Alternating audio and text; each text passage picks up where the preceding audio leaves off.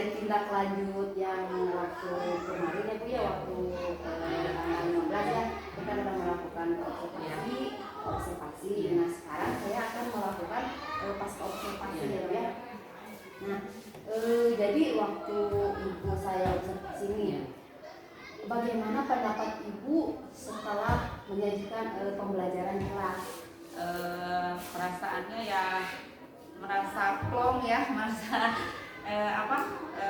beban saya sudah tersampaikan gitu kepada anak-anak. Rencana yang dari pembuatan RPP kemudian sampai penyampaiannya kepada anak-anak, alhamdulillah sudah sudah saya sampaikan dengan baik sesuai dengan rencana yang telah dibuat sebelumnya. Terlaksana ya. Nah untuk selanjutnya Ibu, apakah proses pembelajaran Ibu di kelas itu sudah sesuai dengan yang Ibu rencanakan gitu ya? Alhamdulillah sudah sesuai, mulai dari pembuatan RPP, dari kegiatan awalnya saya mengabsen menanyakan keadaan anak, kemudian dari kegiatan intinya menyampaikan materi yang disampaikan sesuai dengan materi hari itu. Kebetulan materi yang disampaikan pada waktu itu yaitu tentang penjumlahan bilangan bulat menggunakan bilangan bulat positif dan negatif menggunakan garis bilangan. Kemudian di tahap evaluasi alhamdulillah anak-anak sudah mengerjakannya dengan baik gitu. Tapi mungkin di situ juga masih ada kekurangan, ada anak-anak yang tidak aktif dalam pembelajaran ya gitu. Nah setelah itu coba Ibu setelah pembelajaran kelas Ibu dapat menceritakan hal-hal yang merasa Ibu itu memuaskan dalam proses pembelajaran tersebut. Yang memuaskan itu pertama materi yang saya berikan sudah tersampaikan, kemudian anak-anak disuruh ke depan aktif gitu, kemudian kolaborasinya di situ, kemudian komunikasinya antara anak-anak dengan mereka dengan temannya, kemudian dengan saya gitu sudah terjalin komunikasi. Sudah terjalin komunikasi. Ya, tapi tetap saja masih ada anak yang suka malu-malu gitu ya. Anak suka malu-malu gitu. Padahal waktu itu sebelum pembelajaran dimulai saya sudah membagikan mereka sesuai dengan itu kemampuan mereka. Kan ada anak-anak yang visual, audio visual, ada yang kinestetik gitu. Nah, menurut Ibu nih, perkiraan Ibu ya dalam ketercapaian dalam pembelajaran Ibu itu sudah tercapai atau belum gitu dalam tujuan pembelajaran itu? Kalau menurut dalam RPP yang saya buat gitu, tujuan yang saya berikan sudah tercapai. Sudah tersampaikan kepada anak-anak yang mungkin di sini ketercapaian saya kira-kira masih 80 sampai 85% ya, belum 100%, tapi keinginan saya di hati saya semuanya sudah tersampaikan. Dia inginnya 100% anak-anak itu bisa mengerti pembelajaran yang saya berikan gitu. Tetapi ternyata ketercapaiannya baru ada di tingkat 80 sampai 85% gitu ya. Karena masih ada anak yang belum paham gitu. Mungkin karena nanti metode atau media yang saya berikan, apakah mereka itu ada yang belum memahami, karena kan anak-anak itu ada beragam macam itunya ya, yang seperti saya katakan tadi, ada yang visual, kinestetik, audio visual. Jadi anak-anak masih ada yang belum paham mungkin gitu. Cuma kecuali dari 80%. Iya, 80 sampai 85% ya. Keinginannya 100% tapi masih terkendala gitu. Dan coba Ibu kan tadi ada siswa yang kesulitan tersebut. Nah, menurut Ibu nih, apa sih yang menjadi kesulitan siswa dalam pembelajaran tersebut?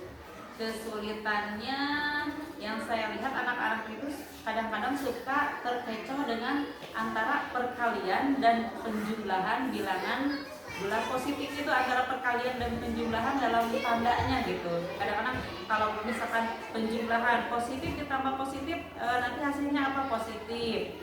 Terus misalkan negatif ditambah negatif, hasilnya apa?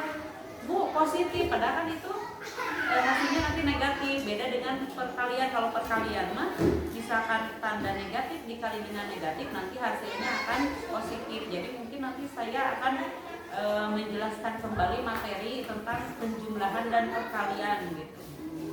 Jadi itu ya menjadi kesulitan. Nah, kan ibu udah tahu nih kesulitan siswa itu seperti apa. Ya. Tapi adakah kesulitan bagi ibu untuk dalam pembelajaran tersebut? Kesulitannya untuk saya yaitu masih ada anak yang tidak mau berkomunikasi ya dengan temannya.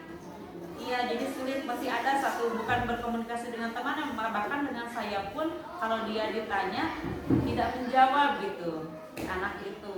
Jadi ada beberapa. Iya, ada satu siswa gitu yang bahkan agak vakum sekali gitu, kalau ditanya cuma kasih kode aja ya.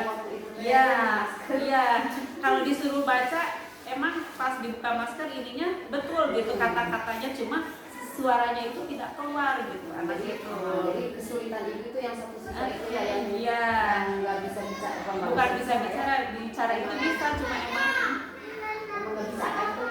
Iya, jadi nggak tahu, mungkin malu, tapi kalau di rumahnya kata teman-temannya, pas saya nanya kepada teman-temannya, ada, jadi si anak itu harus main dengan anak yang di bawah umur dia, baru dia keluar suaranya, ngobrol. Biasanya mungkin kepercayaan dirinya timbul kalau dia itu bermain dengan di bawah di bawah dia gitu dia. Nah, untuk dalam pembelajaran itu untuk adakah alternatif untuk siswa tersebut dalam pembelajaran mengatasinya gitu? Ya, kalau dalam mengatasinya mungkin saya akan melakukan pendekatan kepada beliau, kepada dia, kenapa atau apa sih penyebab kamu begitu. Yang alternatif kedua, saya akan menyuruh kepada anak-anak yang lain untuk mendekati dia. Kemudian saya akan menanyakan nanti ke orang tuanya penyebabnya seperti apa yang misalkan kalau di rumah yang terjadi itu seperti apa, kenapa dia kalau di sekolah tidak mau berkomunikasi gitu. Tapi selain dari satu siswa itu sih, adakah yang lainnya kurang aktif atau kurang komunikasi dengan yang lain? Tidak ada. Mungkin karena mereka mungkin ada yang tidak mengerti, karena mungkin saya metode dan media yang saya sajikan tidak mereka pahami gitu. Ada sebagian yang tidak memahami. Jadi mungkin nanti saya akan mencari dan membicarakan dengan rekan sejawat yang lain kira-kira materi dan metode apa sih yang tepat untuk pembelajaran ini supaya siswa di kelas itu aktif dan mau berkomunikasi gitu, memunculkan keberanian mereka. Kalau tidak mengerti itu harus menanyakan kepada saya atau minimal kepada temannya yang dekat gitu ya. Oh gitu. Nah, dari ibu kan tadi sudah ada siswa yang beberapa itu. Coba ibu kita identifikasi sama-sama. Apakah yang telah mantap dan hal-hal yang perlu ibu tingkatkan dari hasil pembelajaran yang ibu yang telah ibu persiapkan tadi, peningkatan apa yang secara ibu mantap?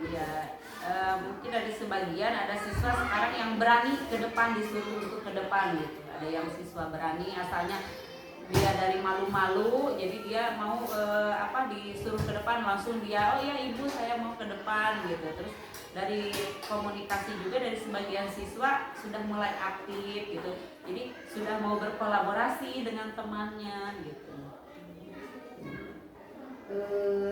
Tadi ibu dari sini, dari ibu tadi siswa yang belum sepenuhnya aktif.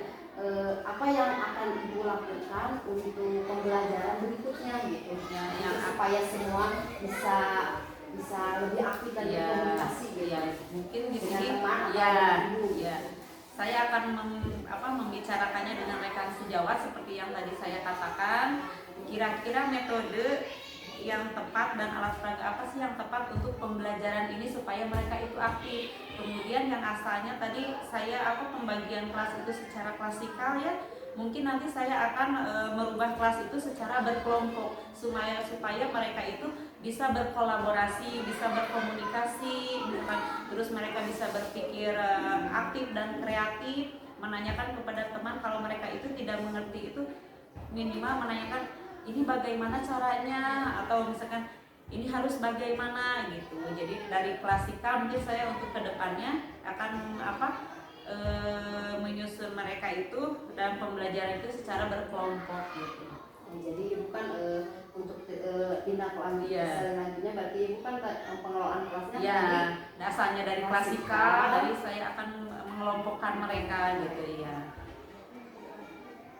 Mungkin dari sesuai dengan bakat minat mereka gitu. Jadi nanti mungkin saya mengasih pembelajaran atau metodenya juga akan berbeda dari anak yang klasik dari anak yang visual, audio visual, dan yang kinestetik. Jadi nanti akan penyampaian materinya pun nanti saya akan berbeda kepada mereka. Dari segi pemberian soal evaluasi juga nanti saya akan dibedakan gitu.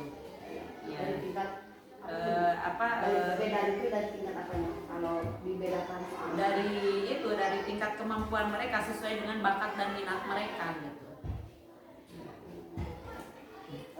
Jadi Ibu setelah itu akan melakukan seperti itu Bu ya? Ya.